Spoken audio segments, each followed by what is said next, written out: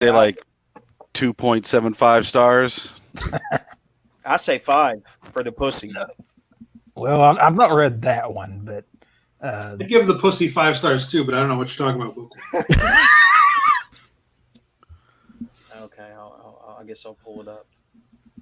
that Yeah, was I've read- quite an intense laugh to Kevin's joke, Ben.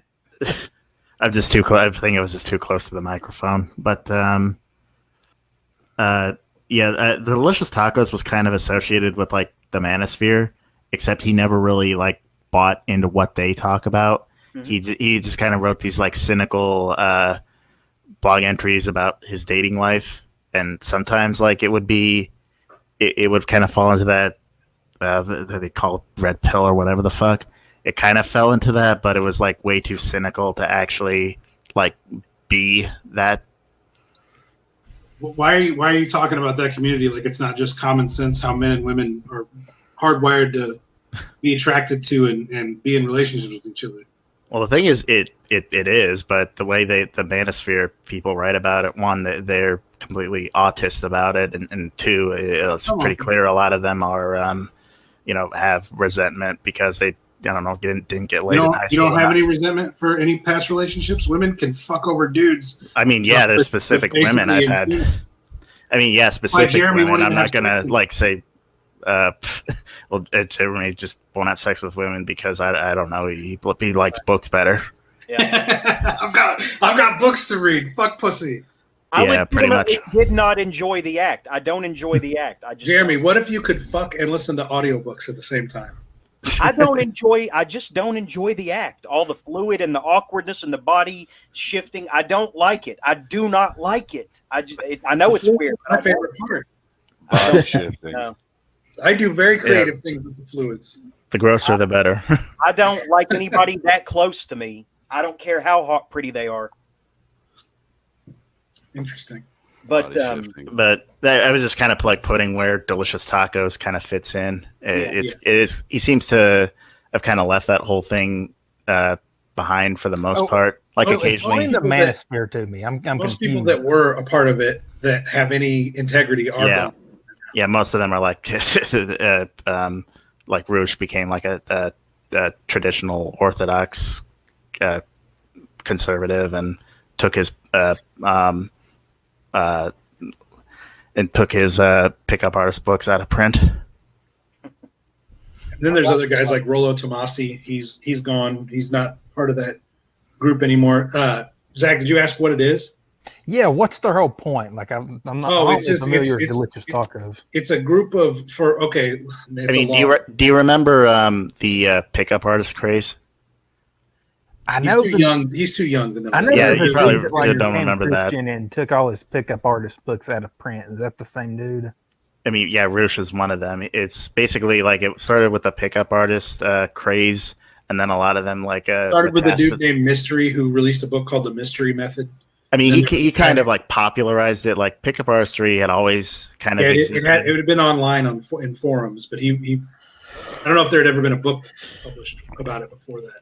Yeah, then it kind of metastasized into this weird hybrid of like alt-right kind of worldview combined with that, and a lot of them were basically like back into the kitchen types, and then it eventually dissolved because they were all like they were bitchier than any woman I've ever met, and they just fought with each other and were just assholes.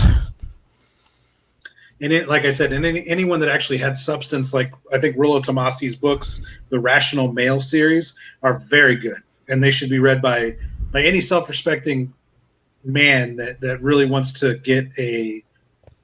get control of his relationships. And I don't mean control like as a controlling, domineering way, but if he feels like he's just like sort of existing and sort of having to react to women and how society treats the role of the man in the relationship versus how society treats the role of the woman in the relationship and those power dynamics, reading Rollo Tomasi's Rational Male series will really help you to get your head around why you feel one way about how people should treat you in as far as relationship dynamics, and then how the reality of how your parents or your mother, your school teachers, culture, movies all tell you to act one way, but the reality is you won't get the results that you want if you act that way. And then there's the way that you're sort of biologically led to act, that you're sort of shamed for acting that way. The Rational Male series will sort of explain to you why that sort of intrinsic biological urge is the actually correct one. And you kind of have to ignore all that other nonsense. I mean, I've read No More Mr. Nice Guy, which from the way you're describing it, from the way you're describing it, it basically just goes into that without a lot of that biological essentialism thrown into it. Yeah, the No More Mr. Nice Guy is really good because it's the same type of, it's you're from an early age, your female teachers in like grade school will teach boys that they are that they're basically dysfunctional girls, and will try to make them act more feminine and will discourage their masculine behaviors. And then so boys grow up sort of emulating this behavior pattern of being nice guys and seeing these asshole dudes that ignore these rules that women sort of gravitate and flock towards, but still don't like, still complain about all the time, but will always gravitate back towards those guys that break the rules. And so nice guys sort of have this, the way that book describes, the way No More Mr. Nice Guy describes the typical nice guy is that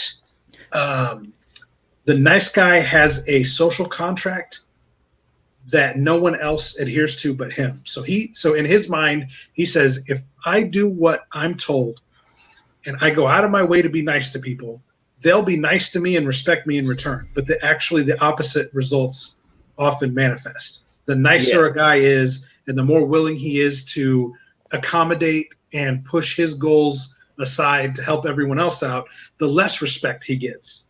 And certainly the less women will be interested in him.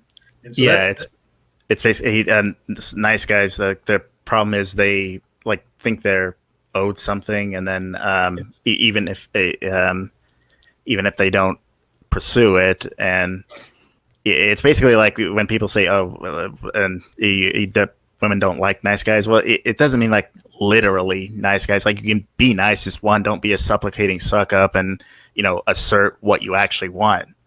And don't expect to get things that you aren't directly asking for, because it's never. I hear that word thrown around a lot. Owed. I don't know. I can only speak for myself, but every time that people have mistook me for feeling like I was owed something, it's not that. It's that it's a part of the American experience, and you really can get down on yourself wondering, is it never going to happen for me? I can speak from my 20s. When I feel in that way, this deep, like bottomless pit of despair for the future. Like, am I never going to find a companion? That's real. These books would help you out, brother. Rational Male by Rollo Tomassi. No, I don't feel that way now, though. I don't want companionship now. Well, you can be all the way up into your 70s. You can be an elderly man and find love in a nursing home if you read these books. I mean, most guys in their 20s probably feel that way with a few exceptions, and there's the paradox that older men tend to be more attractive because they have more going on for them. Right. Well, yeah. So the relationship dynamic between men and women exists thusly: young men have no value and they're expendable. So a man in his late teens, early 20s offers virtually nothing to a woman. A woman in her 40s going into 50s that's lost fertility and is working into menopause has virtually nothing to offer to a young man. So a woman's highest value is when she's in her fertile years, which is her younger years, and a man's highest value is in his older years when he's amassed his skills and his wealth and his purpose. So there's this crossing over. There's this crossing over of men and women somewhere in their mid-20s where they sort of both have goals that their goals sort of cross and complement each other. I do think like the whole like sexual market value thing has some value as a metaphor. I think one problem is that a lot of types, especially like the manosphere or former manosphere types, take it a little too literally, and it kind of contributes to the commodification of relationships, which I think has really helped. It has contributed to further atomization and the breakdown of relationships. Well, but it comes down to this. It comes down to this, guys. you can say, well, she should love me for who I am. And the reality is women don't give a fuck who you are. And so there's this, it's called the swallowing the red pill, which is what Ben was alluding to earlier, this thing called the red pill. The red pill when it comes to the manosphere or relationship dynamics is understanding the solipsism of women, or the hypergamous nature of women, which is what can you do for me and what can you do for me right now? And it has women. That was true for all women. That would make women fall in love with men that can take care of them. They want a provider. Yes. I have a question though. Why is it that our parents and grandparents didn't need all these tutorials, manuals, how-tos, and got a marriage counseling and all this shit? Why didn't they need it? Why did they stick together no matter what and weather all the storms? Culturally and religiously, they were compelled by society to do so. Our culture is a liberal cesspool. Hey, can you hear me? Yeah, I can hear you now. And you had muted yourself. Yeah, sorry, I cut out for a minute there. Yeah, this stuff seems to be just a manual to navigate an already freaking dead culture. And I think Jeremy actually brought up a very good point that I thought about with all this.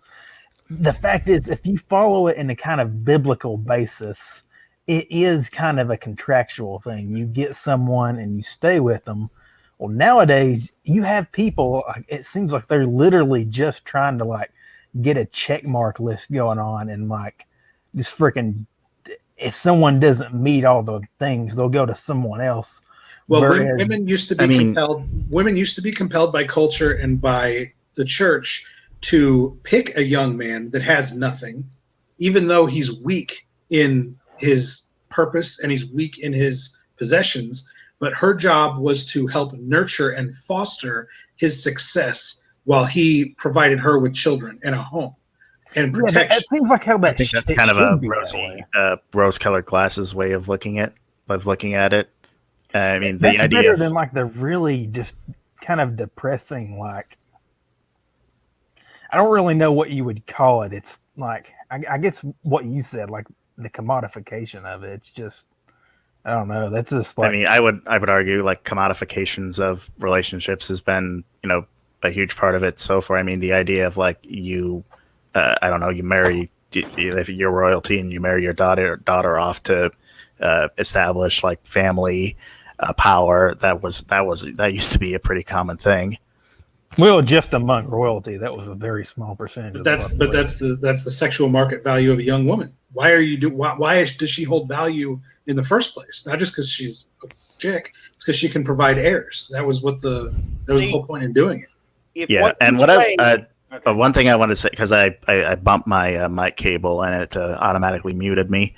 What I wanted to say earlier is Kevin Strange was talking about the idea that someone should love you for who you are is not true. I would argue it is true, but you have to. But no, let me make my point. I was going to say, but you have to be someone worth loving. Yourself needs to be someone worth loving. That's true too. No, that's a great point. And I think the number one thing that all of the manosphere people teach is to become the best version of you that you can. There's no shortcuts.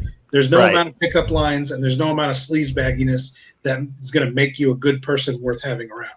Right, and I think that's why the grift for a lot of them fell apart, because it ultimately does come down to improve your body, improve your social skills, and find something you're passionate about. It's not easy to do, but extremely difficult. It's difficult to do, but it's simple in principle. Telling a man find your purpose is maybe one of the most profound statements you can tell a man, and might be the rite of passage that takes him from boyhood to manhood. And I would say that there maybe even most American men into their 30s, 40s, and 50s in this current culture never emerge from boyhood. That's true, but then the other flip side of that is talking about women. It seems like you're saying that they're all and this is where I would say we need the kind of cultural and even religious thing to kind of stomp it out. You're saying that they're going to kind of pass up and go through a checklist thing rather than look at the person, which they can do that, and they do that. But I don't. The religious thing can just end that, because you get with a person, you stay, and like what you said, you kind of foster that, and then the man kind of comes into his prime. Well, now we've kind of got this thing where women will kind of toss up. I guess you're saying they'll toss up, like they won't look at the person, they'll look at the attributes and then go to someone who, say, makes more money or something.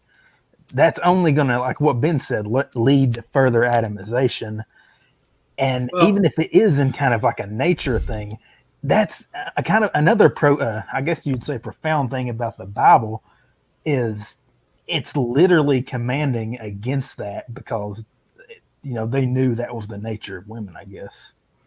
I mean, I don't. The liberal culture fosters the exact opposite. Our liberal culture tells women to be single forever, as promiscuous as you want. Slut shaming is bad. Fuck all the dudes. As many as you can, and never have children. Abort all those babies, because that is literally healthcare. And this culture pushes women into their 30s and into their infertile period with nothing. Once they get on, go on to into the decline of looks and decline of eggs to reproduce. This liberal culture leaves them with nothing. What do you have? My career.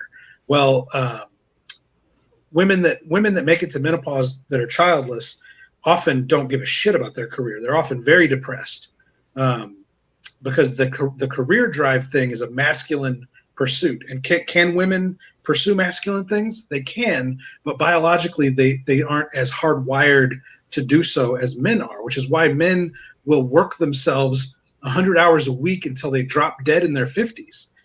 Men will literally work themselves till they drop dead. They don't care.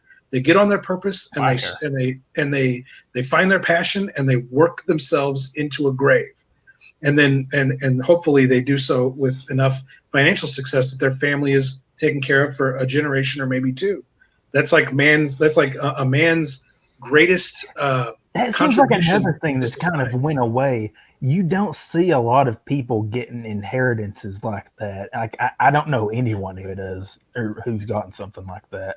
Well, none of us come from rich families. All of us are fucking poor. Yeah, I guess that is one. Speaking of Gregor, men, what do you have to say about any of this? You've been really silent through this whole I mean, I don't really have much to add. What I was going to say just now was, speaking of working yourself to the bone, I got to get up early, so I need to get off this call at this point in time. But Lightweight. I knew you did the drop. No, I'm joking. So Klitz got rid of Chris, and then talking about the nature of males and females got rid of Gregor. No, I mean, the topic doesn't bother me in any way, shape, or form. I would contribute, but I do have to get up early. Sleepy time. I swear I made a mental note to myself. I can feel the vibes of Gregor getting ready to leave. I swear, 20 minutes ago, I thought it to myself. I think Gregor's about to leave. No joke. I think I'm psychic or something. You might be psychic, yeah. Yeah. I saw it. Well, is this out of the ordinary? Normally, you stick around a lot later than this, don't you? Oh yeah, typically I do. Yes. It's okay. Yeah, but we're exhausting to be around. Yeah.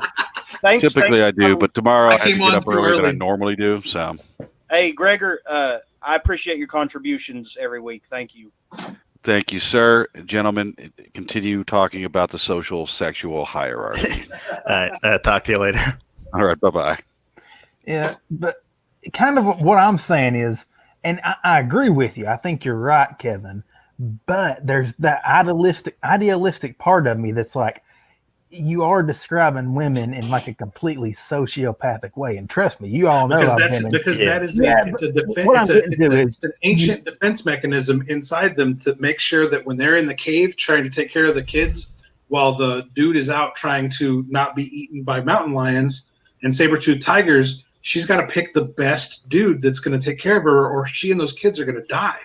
She'll get raped to death, and the kids will be thrown in the fire by some warring tribe that comes along and decide, they're defenseless, virtually defenseless. I wouldn't even really put that aspect as much like in a kind of like biological memory type way, as much as I would. It seems like the kind of advanced rate you see this very phenomena playing out today is directly linked to a liberal culture founded on sensate values. When I say sensate, I mean completely the senses.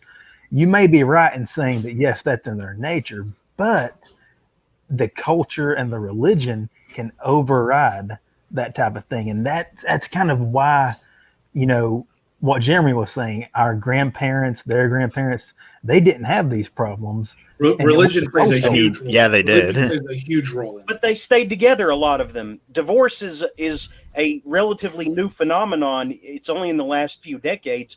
Because of their religious convictions, Jeremy. It's because they liberalized divorce laws.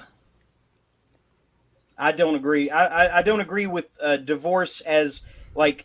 I think divorce should be a last resort, and yes, it should be a first resort in the case of abuse. But I still feel like a lot of modern couples throw in the towel way too soon. And first of all, they marry people they shouldn't be marrying on a whim. They're not taking the vows seriously that they make before God, whether they believe in them or not. But I mean, see, that's the thing. If you look at what Jesus specifically said about divorce, if I'm remembering correctly, the only grounds for divorce is sexual immorality, which would be like adultery, or if one party's just freaking crazy, something like that. You're right. People just do it randomly and willy-nilly.